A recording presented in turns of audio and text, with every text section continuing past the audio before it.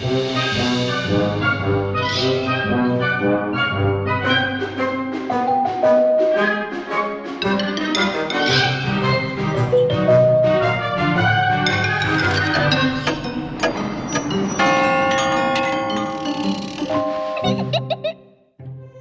не боялись ли вы, голубчики мои, где-нибудь когда-нибудь потеряться?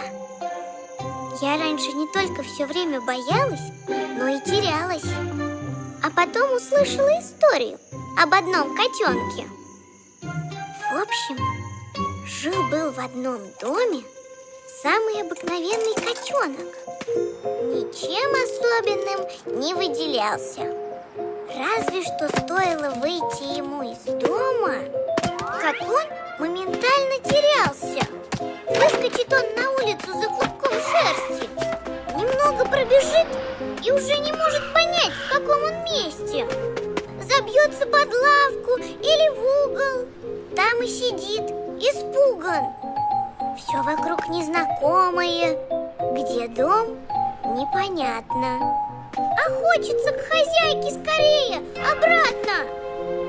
Уже темнеет, кругом здания многоэтажные. А мимо-то все собачищи выгуливаются важные. Спрашивать их, ну очень страшно. В общем, кот пробежит, пес ли, на котенка не смотрит, весь из себя взрослый.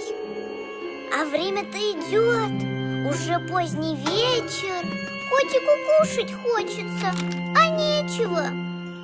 Голод не тетка, замучил котенка. В животе не полкрошки, на душе скребут кошки. Впору с жизнью проститься, как вдруг откуда-то сверху птица. Ой-ой-ой, это кто? Коршун! Котенок и так был сморщен, а теперь и вообще весь сжался. Ну, думает, все, попался. А птица приземлилась и говорит: здорово!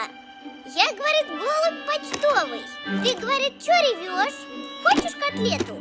Потерялся растяпа, а компаса-то с собой нету. Котенок кивает: совсем пропадаю. Ну, котлетой давится, и жизнь ему опять начинает нравиться. Голубь совсем не страшный, спрашивает: а помнишь ли свой адрес домашний? Котенок стал вспоминать, а цифры-то все не те. Эх, надо было записать на хвосте. По адресу проще искать. Я ж голубь почтовый. Такие, как я, не теряются. Откуда угодно всегда возвращаются. Ну, а я ж котенок не почтовый вообще-то. Мне найтись не стоит стараться. Если ты потерялся вдруг где-то, не позволяй себе растеряться. И стесняться других не спеши.